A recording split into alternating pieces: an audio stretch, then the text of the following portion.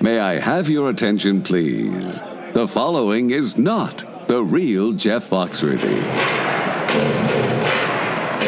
If you know darn well that flailing and swatting at bees only antagonizes them, but you realize you did it last week anyway, you might be a beekeeper. If you ever address a queen bee as Your Highness,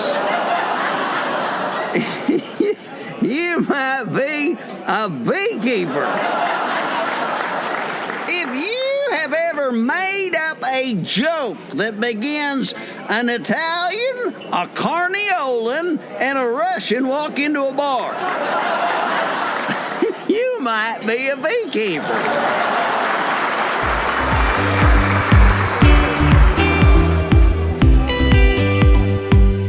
Welcome to Bee Love Beekeeping, presented by our good friends over at Man Lake. Our question of the day is this, and it's especially pertinent to sideliners. How many different income streams have you created for your beekeeping business? Today our guest is Ryan Griffith, and we'll be discussing the small business side of beekeeping, including taking care of other people's bees. Before we jump into that, a listener recently brought this tidbit of information to my attention. We all know that bee stings hurt a little bit, right? But have you ever heard of the Schmidt Sting Pain Index? Yes, there actually is such a thing. This Sting Pain Index rates the painfulness of 78 different stinging insects, and it rates the level of pain over 25 different body locations. The pain was rated on a 1 to 10 scale relative to a sting on the forearm. So, let's talk about bee stings now. I'm going to list the 3 least painful locations first. They were the skull, the middle toe tip, and the upper arm, all scoring just a 2.3. So, hey, if you're ever going to get stung, pick one of those places. But the 3 most painful locations were these. Number 1, the nostril, coming in at a 9.0 on the pain index. Second was the upper lip at an 8.7. And third was, sorry, I'm not going to say this on a podcast. Let's just say, ladies, you don't have to worry about getting stung there. Anyway, it was a 7.3 on the pain index. So I'm curious, and please email me, eric@beelovebeekeeping.com. Let me know your thoughts. Have you found more painful or less painful places? And go ahead and take a guess at which insects have the most painful stings. It's not a honeybee. Now, let's head to Connecticut for our discussion with Ryan. I'd like to welcome our special guest today to the show. We have Ryan Griffith coming to us from Connecticut. Hey, how you doing, Ryan? I'm doing good. How are you? Good. What's the name of your farm and apiary up there? My farm's name is Neckers Farm, Neckers Farm. We're out of Branford, Connecticut. We're mostly honeybee management and honeybee rescues, but we also specialize in mushroom growing. Okay, Neckers Farm, does that have anything to do with teenagers in the backseat of a car?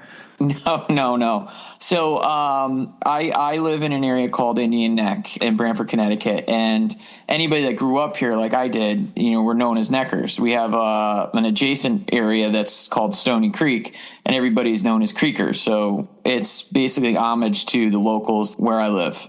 So the Neckers and the Creekers, it's like the Bloods and the whatevers. We actually go around the bonfire and have fun together. Oh, good. So it's never a competition. So it's a good town to live in.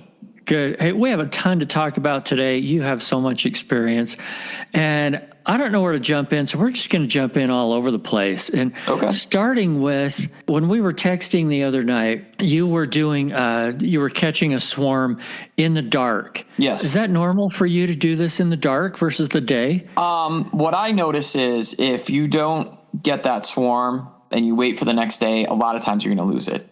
So it's better to take care of something now instead of putting it off for tomorrow, because it might not be there tomorrow. I do a lot of them, unfortunately. A lot of them are usually angry. The one I did the other day, fortunately, was very peaceful, and I did it without a sting. It's a little bit more dangerous, but if you really care about these creatures, and we're a true honeybee rescue, and I always feel that the way a society treats the most fragile creatures around them is the best way to judge that society. And you never know what genetics you might get. That might be the genetics that might have the silver key for mite control. You never know.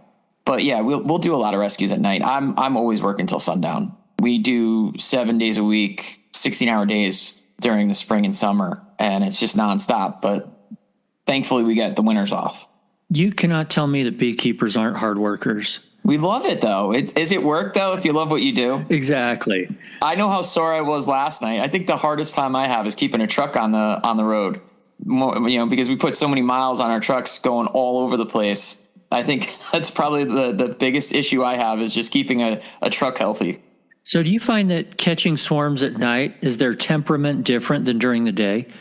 They're more confused. So when they land on you, they're more apt to get into your clothing. I'm only going to wear a veil. I don't wear gloves. They're going to go where the warmth is. So your body is going to be the first spot. So that's where you're going to get the stings underneath your armpits. That's where you're going to get them in between your elbow. Anywhere where there's a joint, you're more likely to get stung. They're going to go to the back of your neck and try to climb up inside your veil. They seem more confused on average. It's not like they're directly trying to sting you like an angry swarm. It's more of they're going to crawl all over you and find an avenue, maybe up your pants cuff, and sting you on your legs. And you're on an extension ladder in the dark. You don't have time to brush them off. You don't see them. And when you're getting stung under the clothing, you have to carefully carry that swarm down that ladder and just deal with them stinging you the whole time, because the worst thing you do is panic on a ladder. Later, we're going to get to a wild and crazy beekeeping story of yours, so be thinking about that in the meantime. And I have a feeling you have a bunch of them. Yeah, I was going to say which one. Because in general, that was pretty good already. But you mentioned a second ago bee rescue. Tell us about your bee rescue operation. What do you mean by that? So there's multiple reasons why I think that it's important to have honeybee rescuers. I think that it keeps the PR for beekeepers in the best avenue.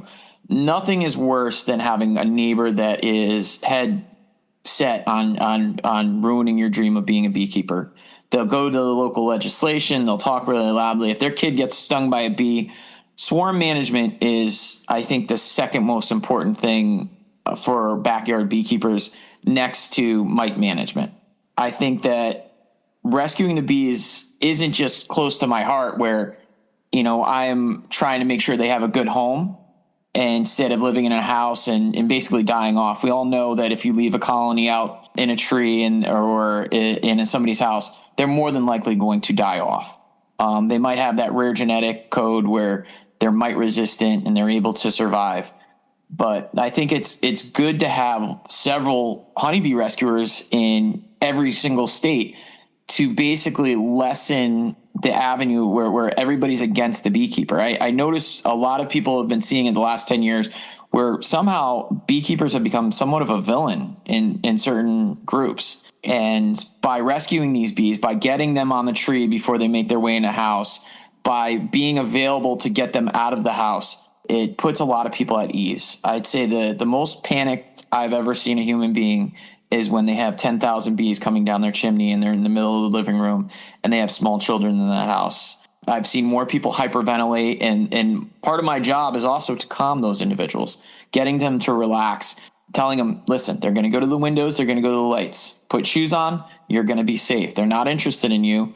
They've crashed into your house. This is a very chaotic thing. Calming down the people sometimes is the best skill that I have, and getting them to realize that we're going to get through this. I really think that having individuals on our side is the most important part of beekeeping right now. That's a great point. Especially for the backyard beekeepers. And calming those individuals can calm the bees a little bit as well. Absolutely. They know they can sense our pheromones. You could tell an angry person when they come to your house when the bees are right in their face. I have a 9, a 7, and a 5-year-old that are walking up and down my driveway every single day, and they're riding their bikes down the driveway. There could be 30 beehives just in my driveway alone. And obviously there's a ton in the backyard and whatnot. my kids will walk right past it. They don't even pay attention to the bees anymore. They'll notice them. If they're getting a little agitated, obviously they'll take pause. But I think it's always funny when somebody from the town has to come by or somebody's grabbing honey, and my 7-year-old will go right up to them by the hand. Oh, don't worry about it. Just walk with me and you're safe. And they'll bring them right to my door. I absolutely love that she has the skill set to be so confident to just go right up to another adult, bring them down right to my front door and say, listen, they're not that dangerous. And I think except for sick bees and certain genetics, most bees are very peaceful. They're herbivores. They're meant to be peaceful. If you're not messing with them, they're going to remain peaceful. And I always say that 9 times out of 10, if you have angry bees, it's on the beekeeper. And that's what I've noticed over the years.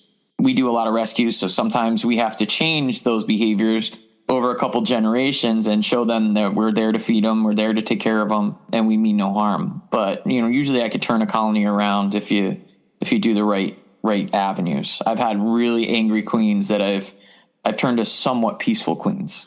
So is this a full-time business for you? Yes. Yeah. It's 7 days a week, 16-hour days during season. We look forward to the rain days sometimes so I can get a little bit of sleep.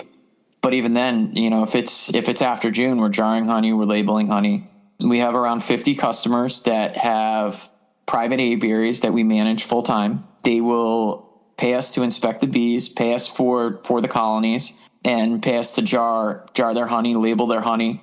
It's basically the full aspect. So they get pollination services and they get all the honey without any of the hard work. It's usually a real positive for more of the affluent community. Yeah. So I think a lot of beekeepers are trying to figure out, especially hobbyists and sideliners are trying to figure out other ways to make money doing this thing that they love. So I would love for you to talk to us a little bit more about that. Do you have to be in an affluent community for this? And I would assume probably, but how do you get that business? What do they expect you to do? Do they get any tax breaks for having bees around? Give us the whole lowdown. So in the United States of America, particularly like solar fields, they have to have a certain percentage of agriculture. So that's one avenue right there. And honeybees are the quickest, smallest land impacts agricultural option that you could put right on a solar yard, and they get their tax credit for it. So they need to do that by law to basically get that agricultural tax credit. If you get into it with some of the solar companies, they might put you in the right position to do that for them, and they'll pay you for every inspection fee and whatnot. I would always say don't sell yourself short. If you're going to go into somebody else's hives, you're going to manage them, possibly get stung 10, 15 times, you deserve to get paid well. The other part of your question is an affluent neighborhood. There are always some individuals in your area that have extra income or extra funds that they might want to spend on having pollination there year round, or just have bees near year round. I can't tell you how many clients I have that will put a chair right in front of their bees and just watch them during their morning coffee. Beekeeping is extremely therapeutic. I have individuals that got out of the military and they have PTSD, and they say that this is one of the things that really soothes them. It's very rhythmic. The sounds from bees, the movement from bees, it's very calming. One thing I tell a lot of my clients, if you ever get in a bad argument, you lose a family member, get into those beehives, because I think it's one of the only things that I can think of that it's mood altering. It's not, your coffee's mood altering, somebody wants to smoke or somebody wants to drink, that's mood altering. This is something where there's no ill effects and it's mood altering. So if you've had a bad day, you go in that beehive, you might forget why you had a bad day because you're so micro-focused on those bees that you're not thinking about what you need to wear for the next event, what you need to buy for a gift, whatnot. You're only thinking about those bees, because if you mess up, they're going to light you up. And if you really care about them, you're not going to want to put your hands around the other side of the frame too fast and squish them or whatnot. You're going to take great care of them. So the only thing you're focused on is those bees that are in front of you. And I'll hear a lot of people say, after they went through those beehives, they forgot why they were angry. I always tell married couples, if you're in a fight, go in that beehive. And they're like, Ryan, we forgot why we were fighting. And it works. It works. And it's, imagine just spending an hour doing something and you're no longer upset, or you have a clearer view on what made you upset in the first place. Wow. I think honeybees have that ability. Apiary marriage therapy. You've just created something. By the way, we've had the guys from Hives for Heroes on the show. Yeah. And it was really fun to talk about what they do. And there are other similar kinds of organizations out there too that do a great job. And yeah, that therapeutic aspect can really be amazing. I'm curious if you have some client that just loves their bees and has morning coffee with them, and then in the spring their bees are dead. What do they think about you as their beekeeper? Or do you give them realistic expectations up front? I don't lie to my clients. I try to tell them exactly what the deal is. Generally, we have an 80 to 90% overwintered rate. Quick break to thank our presenting sponsor, Man Lake. I've found that Man Lake has absolutely everything I need to take care of the health of my bees. Mite checks and treatments, beetle management, hive health and nutrition, pollen substitutes, food and feeders, and the knowledge base to help you know how to use it, including Bella, their AI beekeeping genius. Just look for her icon in the bottom right-hand corner of your screen at manlakeltd.com. While you're there, don't forget your discount code MLBLOVE10. It's in the show notes for $10 off your first $100 purchase. This is the first year where we lost about 40% of our colonies. The bee loss was extensive. I know I'm ahead of the national average, but I'm not used to losing 40% of my colonies overwintered. We did the same thing as we did every single year.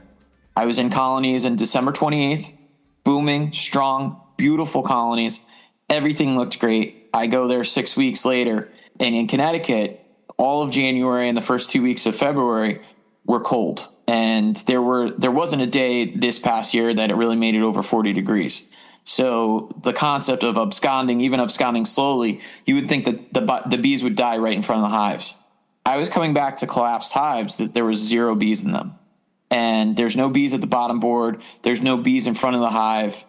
And it was one of the first times where do I even know what I'm doing? And that's something you get as a beekeeper. You're always questioning yourself. My grandfather said a beekeeper with more answers than questions is not necessarily a beekeeper I would trust. I mean, anybody that's talking to me, particularly clients, they'll see I change my answers in real time. I'll look at a frame and I'll say, nope, we're not going to do what I said. We're changing what we're going to do, just based on what you see. And you have to be you have to have adaptability as a beekeeper. Yeah. So where did those bees go? I don't know. And I know that a lot of people in my state and a lot of other states that I talk to experience the same exact thing. Really strong mite-free colonies, or at least low mite numbers that just disappeared. I did notice a month ago, queens that were laying really well at the beginning to middle of February into the beginning of March completely stopped laying and either became a drone layer or just completely disappeared. And I've never experienced it. I once or twice, 1 or 2 colonies, we managed around 500, give or take. This year our numbers are lower because we lost so much, but we'll probably get up to 500 by the end of the season. The queens just either disappeared, became drone layers, and it's something that I've not experienced before. And it's brand new. So these are colonies that made it, that their queens still collapsed. And I was able to, move brood over and place queens where I could. It's something new, and I've never seen it before. And I'm only a small amount of information. You need thousands of hives to basically get a lot of data. Well, there's a lot of research going on trying to figure out what happened this winter. My gut, it's just my gut. I think it's something to do with the queens, and it's something's going on with. I mean, queens used to last 5 years easy. Now they're only lasting 1.5 to 2 years. Do you think it's genetic or do you think it's chemical? You think it's herbicides, pesticides? I know you have to speculate. I'm asking you to speculate. You always get in trouble when you make these clear answers. There's a lot going. There was a recent study about aluminum being found in honeybees' guts, and we know that aluminum can possibly alter several animals' sexual reproductive organs. If it's in our atmosphere and it's affecting them, they could be the canary in the hole. And, if it's affecting them, it's going to affect us. Yeah. I know personally from my experience that having my firstborn was a lot of jumping through hoops. And I know a lot of my friends experienced that, where it wasn't easy having our firstborn, having our first child. And I know that, there's a lot of studies in Europe where they're having issues with that. So I'm wondering maybe if it is something atmospheric, maybe if it is chemical, maybe if it is pesticide related. Am I going to state that it is? No, I can't. I could never do that without the research in front of me. No, I only asked your opinion. That's okay. Yeah, is my opinion? It could be plausible, very plausible. I just don't think it's genetic. And if it's not genetic, then it's something going on. I just read an article about microplastics. Yeah. Do they have something to do with it? Yep. Is it all the glyphosate out there? Is it aluminum? Is it? Right. And chances are it's a combination of things, right? Right. The thing that drives my my brain to really think is, how did it hit the whole country all at once? Yeah, it's crazy. It didn't just hit the pollinate, because everybody wanted to focus on the almonds, but it didn't just hit the almonds. It hit the Northeast with people that didn't touch the almonds. It hit the entire country. So certain people were unaffected. The one of the yards where I had the highest queen failures, I got 37 out of 45, actually 42, because 3 didn't go into fall. 37 out of 42 made it through winter, and then I started seeing a couple of queen collapses. So that gears me to think that something's up, and it's I don't think it's something that's going to just go away tomorrow. I think we might be in the long haul. Whatever is happening, it's not just we can treat for mites and it's going to go away. That's my gut. That's what I feel. I feel like it's queen related. What made it queen related? Sure, it could be chemical, could be pesticide, could be something in the atmosphere that we don't even understand. Could be microplastics. Could it be a combination of all of them? Sure, it could be.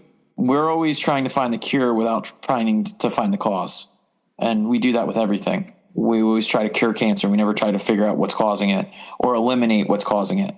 We'll put a label on something instead of eliminating it from production, which kind of seems backwards as far as I'm concerned. Yeah, no kidding. Well, on your successful years, your 80 to 90% success rate, which is great. What's your secret there? Is it mostly mite control? Mite control, I treat 6 to 7 times. I'm a big proponent of oxalic acid. I love reading what Dr. Randy Oliver puts out. I think he's a great resource for anybody that really wants to get good at beekeeping, because he doesn't give his opinions. He just gives you the data, and he lets you come up with your own opinions. And I think that's the best way to approach it, because we all know beekeeping is regional. You could have certain pollens in your area that will create stronger bees. You could have certain pollens in areas that will make weaker bees. Everybody knows if you send bees to blueberries, it's going to possibly weaken the colonies a little bit. And I guess that's because of the acidic in the soil, or that might translate into their pollen. Everything's regional. So I love reading, a lot of his stuff, because that's just straight facts, and I can implement them or not implement them. I think that mites are, I want to say, easy when you get on a regimen, and you also have to keep testing, because I believe mite drift is a real thing. If a colony collapses near you, guess what? All those mites, as your colonies are going to rob them out, you can go from 0 out of 100, mites to 10 or 15 out of 100 in a day. That's a real thing. One thing I noticed out of rescues is particularly dead outs. When I go to a colony that died in somebody's house, you'll see where the mites were chewing out of the dead pupa, and they're still alive after the colony collapses. So that's telling me that, when this hive is getting robbed out, they're just going to hitchhike right onto those bees. And if it collapsed because they have something like a 60 out of 100, 60 mites per 100 bees, that's a high infestation. And if that's immediately getting robbed out, all those mites are going to your hive. So you could do everything right and still collapse on mites. I like to treat 6 to 7 times I like formic acid. I like oxalic acid. Once in a while, we do use thymol based, but those are pretty much our regimen. We try to stick to organic, and I'm not saying go either way. I tell people what the options are. I'm organic. If my customer doesn't want to be organic, that's their choice, and I'm not really going to push it on anybody. That's just my choice to be organic. Yeah. Hey, tell me more about your business model. Give people other ways and ideas of how they can make money doing what they love. Well, you got to think outside the box. The Save the Bees has been a big slogan, and it was really about our native pollinators. I'm not going to say honeybees hijacked it, but we got to the point where we keep talking about how our native pollinators are in dire straits or even becoming extinct in some species. We don't have the numbers anymore to basically cover pollination throughout the country. And that's more than just the food we grow. That includes all the trees that are in our environments. And honeybees quickly bring a pollinator into your backyard that can basically pollinate a lot of the trees that people don't even think about. I'm sure when, I forget what tree it was, when the dodo went extinct and the tree that they used to produce, they didn't even think about that tree until 20, 30, 40 years ago later when they stopped seeing saplings. It wasn't something that they originally thought of. When you bring honeybees onto a property, you're bringing pollination. You're bringing it to the maples, the oaks, all the other wonderful trees that we have in our area. So if you can sell that to your customers, you're being honest. You're being truthful. We don't have the native pollinators anymore. This is a pollinator. Do you want to pollinate the trees on your land? Do you want to keep your ecosystem healthy? Do you want to feed the birds? This is a box that creates 2,000 dead insects a day that can feed a ton of birds in your area. That could be a little bit morbid to some, but it's the truth. Who hasn't seen the catbird sitting in front of the hive just picking off one after another bee? And, that might be their only food in that area. You walk around sometimes and you see nothing flying in the air. Putting bees on other people's property can be profitable if somebody's willing to take care of them. And there needs to this war against native pollinators against honeybees. I just found is kind of ridiculous. They've coexisted since Jamestown. There was never really a big issue until we started using a lot of pesticides. We need a pollinator in our environment. We have one. It's called the honeybee. It's a great pollinator. It works. If somebody wants to privately own them on their property, you can sell them the bees. You can sell them the gear. You can sell them your maintenance services. And they're provided with something that is going to be pure magic on their property. I'd say don't sell yourself short. I would say if you're brand new at this, you deserve $50 an hour right off the rip. Beekeepers are struggling right now to sell honey, to sell products, because it's a lot of influx of foreign honeys, particularly in our country, and a lot of it's funny honey. I mean, how many times have you gone to a market, you've tried honey, and you said, nope, that's not honey? I've done it more times than I could count, and you wonder how they can get away with it, but you're also not the person that's going to call anybody out. But when you have real honey, it's got a taste complex of 20 seconds where it's ups and downs, spicy, and there's floral in it. I always say the word it's magic in your mouth, Yeah. And it keeps you healthy, and it's medicine. Oh, absolutely. That's why I got into it in the first place. We have doctors in our town that are actually prescribing honey for the flu. Yeah. It works. I mean, it does all kinds of good things. I got into it for the allergy deal. Yeah. Yeah. And it works. Speaking of funny honey, there is a particular chicken restaurant chain that's been around in this country and all over the world for decades. And if you go in and you get one of their nice biscuits, and then you go over to the condiment shelf, and they have what they call honey flavored spread or something like that. Okay, there's an extreme example of what you're talking about. Absolutely. Compared to real life good honey. And once you eat real honey, you can't go back. We could probably talk for hours about how you take care of clients. We're not going to run out of time before then. But I have one question. Do they expect some kind of a really beautiful hive, or do you throw old boxes on their property, or you know what I mean? Depends on the client. Yeah, okay. I have yards that should be in magazines, that could be in magazines.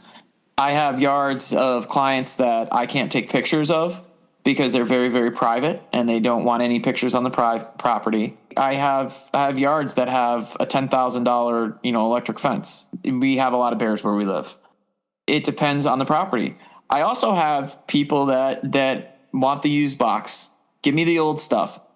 And that's fine. I'll be there, and I have one yard where I have 6 different hives there that are each painted in a custom Easter egg color. And it looks like 6 Easter eggs Easter egg hives that are right on a hill. It depends on your customer. And if you're going to be a salesman of putting bees on somebody's property, you have to work with what they like. I don't like gimmicks. I can't stand gimmicks or snake oil salesmen, but I will cater to aesthetics. So if somebody needs a specific aesthetics, a certain type of hive stand, I will definitely make it happen. I try to gear them away from certain types of gimmicky hives that are for other countries. And I'm sure you've heard it 100 times. I don't want to mention the name, but where it's easy extraction and the people love it, and it has the cheap little wood parts, and it's not made for overwintering.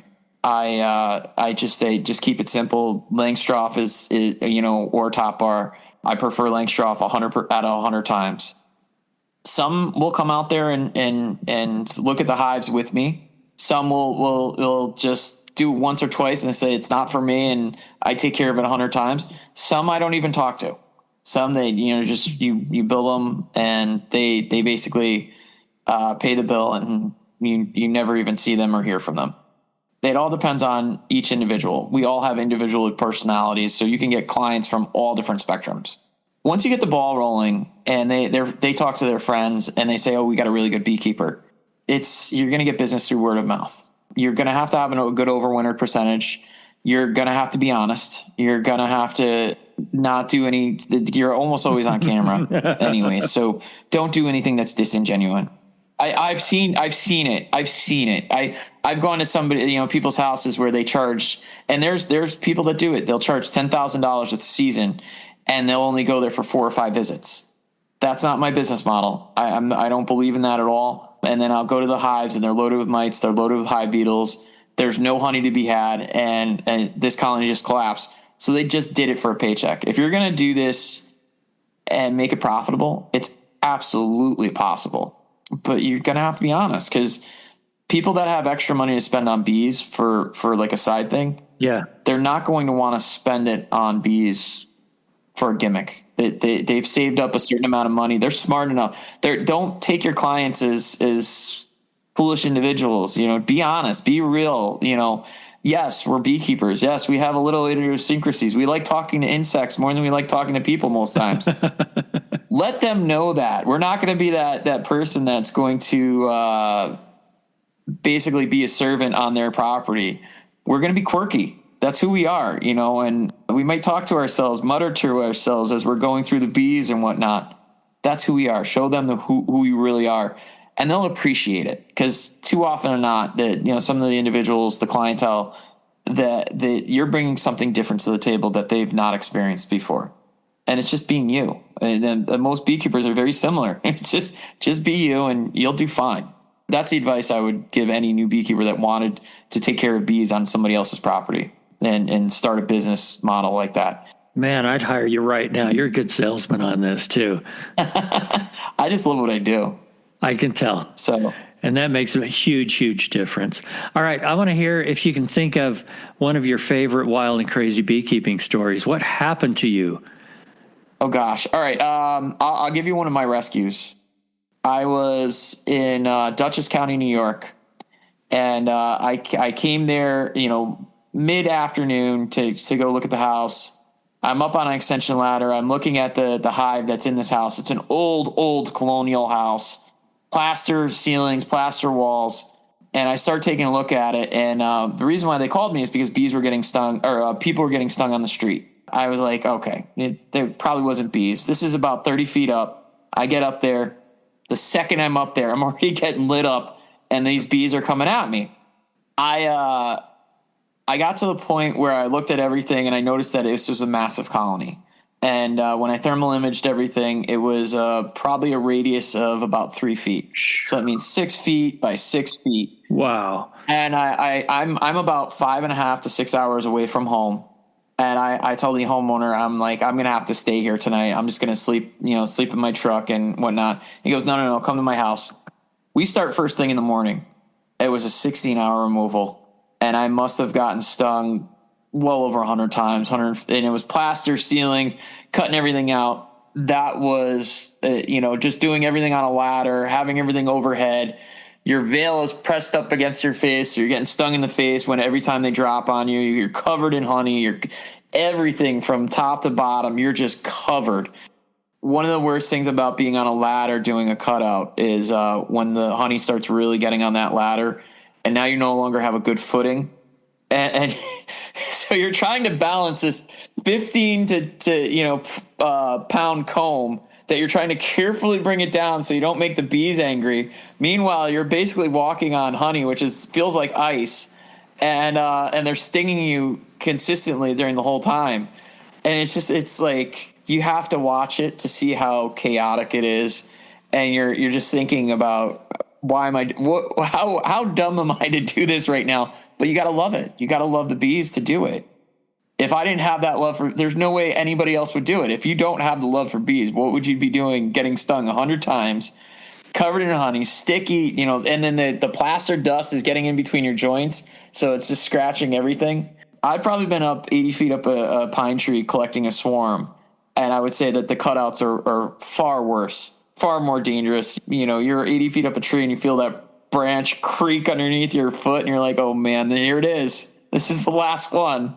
Then you have a certain sense of calm when you finish. That's success. When you rescue that colony and you have the queen in your hand and you see all the bees, even if they were just angry and a bowl full of vinegar, you get that colony to basically reproduce and they get a second chance.